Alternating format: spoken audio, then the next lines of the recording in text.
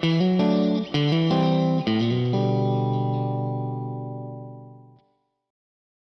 this is an interview I've been really looking forward to without getting a little sycophantic. This is a man I admire a lot. He's a great broadcaster. He's a great mate. And I hold Hamish McLachlan and Bruce McAvaney as the two best broadcasters I've ever worked with. And Hamish McLachlan is our very special guest today. Ham, welcome to the show. Richo, a great privilege, but I'm slightly confused, I've got to say. I was told by the VRC, I'm interviewing you, and you've sort of started in an interesting fashion. What do you mean you're interviewing me? It's all about you, my friend. Well, that's not what I was told. So Bree rang me from the VRC and said, you're doing this fabulous series. I've watched them all, love them all, but I'll be asking the questions if that's okay. We want to find out about you. Oh, well, I'll tell you what, I'm going to throw in a few because I know you and I both love our racing, and in many ways it comes from family, so I need to drill into your brain as well.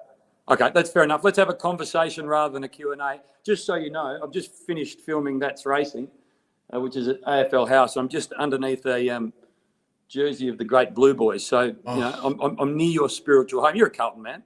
Oh, I love the Blues. Grew up with the Blues. My mum was a Carlton supporter. My dad was a Richmond supporter. He tried to influence me, but mum had this passion. And I got so many great photos as a young kid growing up and idolising with my duffel coat having Wayne 7 Johnston on the back, who's a mad racing guy, and through association with Carlton Football Club, I've got to know him pretty well. The Dominator was my hero. So, Richo, from football to racing, am I right in saying your grandmother is absolutely responsible for your love of the great game? Nita McNamara, at the ripe old age of 11, gave me my first TAB betting account. So she allowed me to have, remember the days where we used to be able to have one unit? Yep. She allowed me to have one unit each way. So she put a little bit of money in the account, opened up an account under my name, account number 306205. And we always remember the codes too. Remember them? So you used to have to ring up, hello, 306205. And then you'd enter your they'd say, and code. And then I'd start talking and the lady on the other line would say, hey, champ, you sound about 10. Put your parents on. Oh, okay. So my granny would then jump on the line and I would have Admiral Lincoln, 1 unit each way. So Flemington, race 4, number 1, 1 unit each way. And then I'd try to convince her that Kingston Town was a good thing to win his 3rd Cox Plate.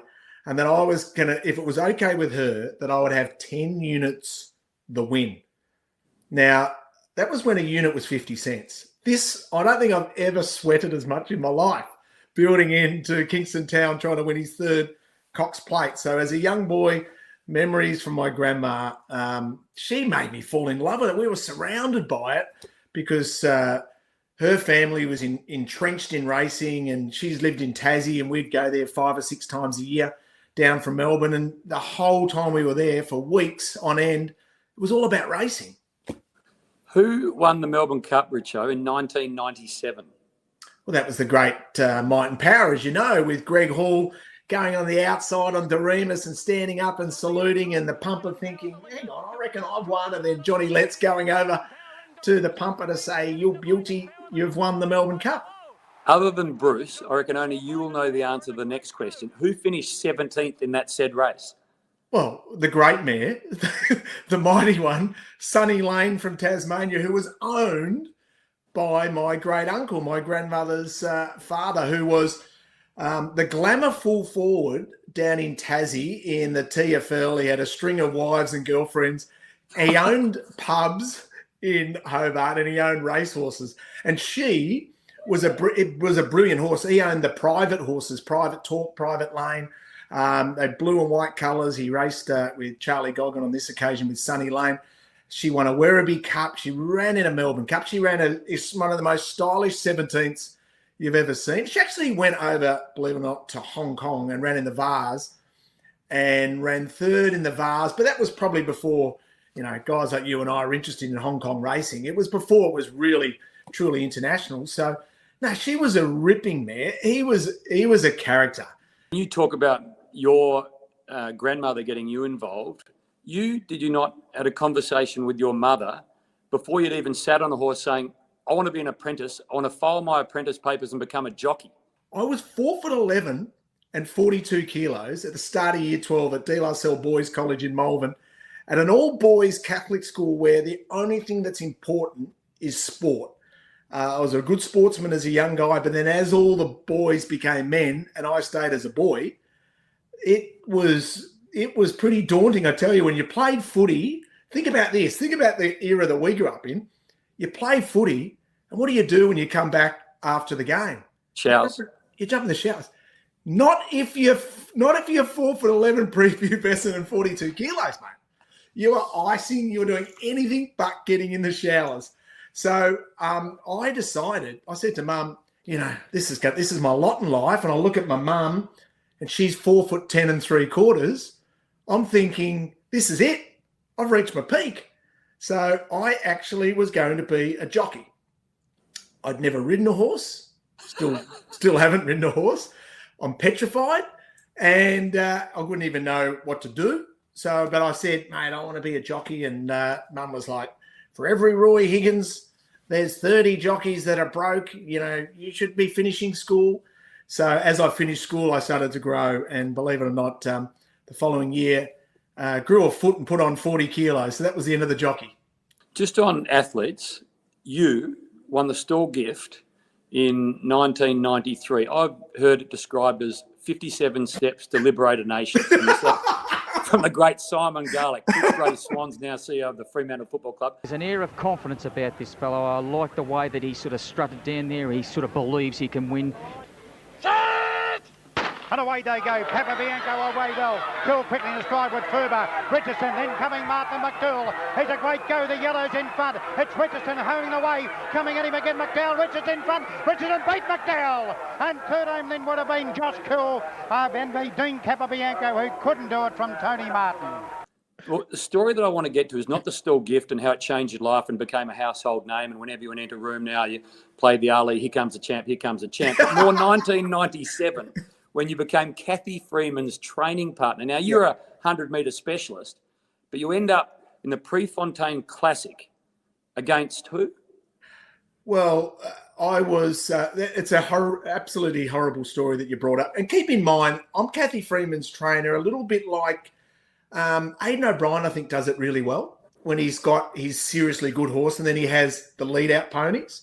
Went to the Prefontaine Classic in Eugene, Oregon. Kath is the Olympic silver medalist at this stage, getting ready for the World Championships in 97 in Athens. She's had a very tough time personally, broken up with her longtime partner, Nick Beddoe. She's a bit of a rebel. I've got a shaved head. My training partner, Cam McKenzie of Four Pillars Gin fame's got a shaved head. So she says, I'm going to shave my head as well. So suddenly we've shaved the head of an Australian icon.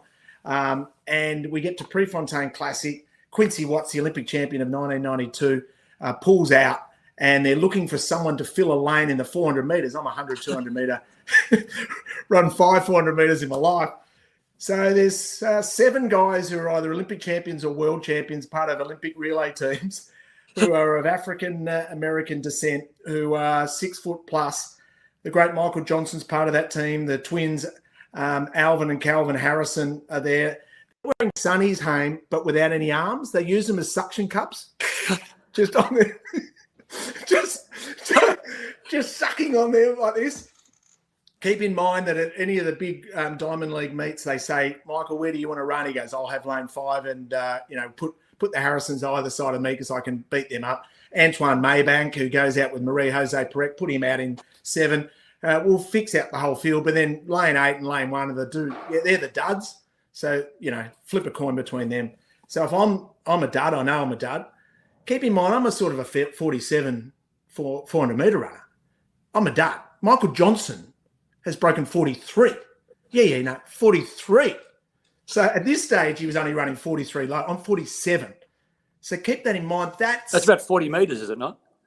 Yeah, well, no need to back over that, but it's a long bloody way. Anyway, so I flip the coin and I get lane 1. When they're introducing the crowd, the field to the crowd, they always start in lane 8. They make their way back down to lane 1. So I'm thinking, well, I'm a dud. Lane 8 is going to be the closest thing to a dud to me. They introduced lane 8, and I'll never forget it. It went in lane 8. former world junior champion, Oh, boy. who has been a breakout this year. Oh, no. He's with a personal best of 44.27 seconds. Dion Minor. Crowd roars. 44.2, Hame. He's the second worst in the field, big boy. 3 seconds quicker than you. How do you reckon it was by the time they got to me?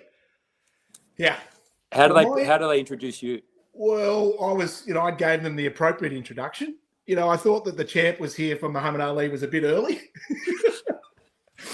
So I've listed my credentials, which they totally butchered when they introduced me as a winner of a Steve Well gift.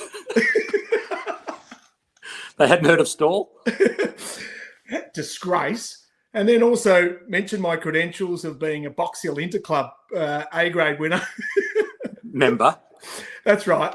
And then my personal best time, which sort of had the whole crowd sort of, when you actually say it in that context, when the 47 comes out in that context, you sort of sense 30,000 at Prefontaine at Eugene, Oregon, sort of, this is not going to be pleasant.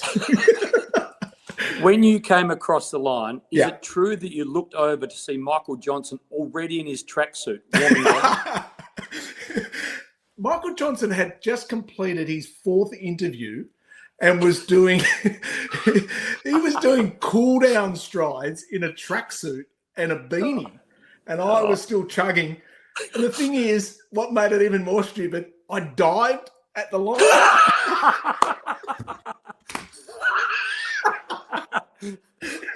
We're going to try and get the footage. What was I thinking? Last one. In fact, last two. If you could win one race, which would it be? Oh, it's a no-brainer. The race that stops the nation. And you know what, I love, and there's a lot of commentary about, I love the internationalisation of the Melbourne Cup because I love the fact that people all around the world, especially Europe, but all around the world are talking about the race at various times. You win the Hollywood Gold Cup. Well, that could be a Melbourne Cup horse. Yeah. You run well at Ebor at the Ebor Festival at York, and whether it's the Great Vulture where Cross Counter came through, whether it's Lonsdale Cup, which Il Paradiso ran so bravely, got beaten 10 lengths by Stradivarius, but you went, gee, that's probably the best form reference in the world. Comes down as a 3-year-old lightweight, hard to beat, arguably should have won a Melbourne Cup.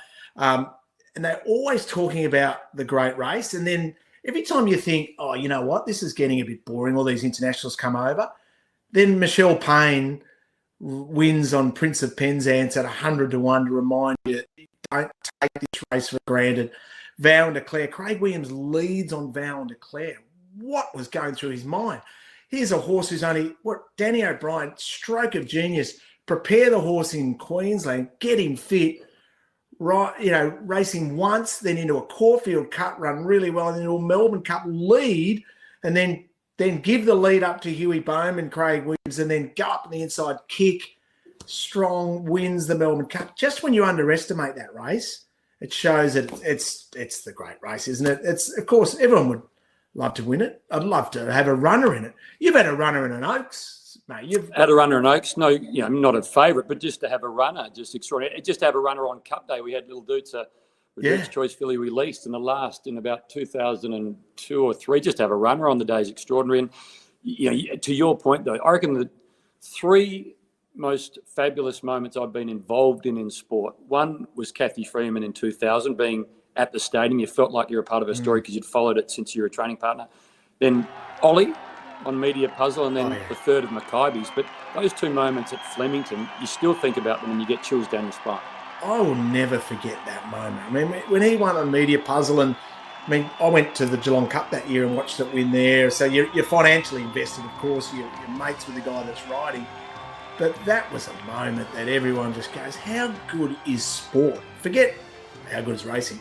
How good is sport? And love working with you, as you know. And I think what you've done for racing personally is fabulous. You're so positive. Mate, can we do this again? I want to interview you. Let's do part 2. Good on you, brother. Okay, Richo. Thank you.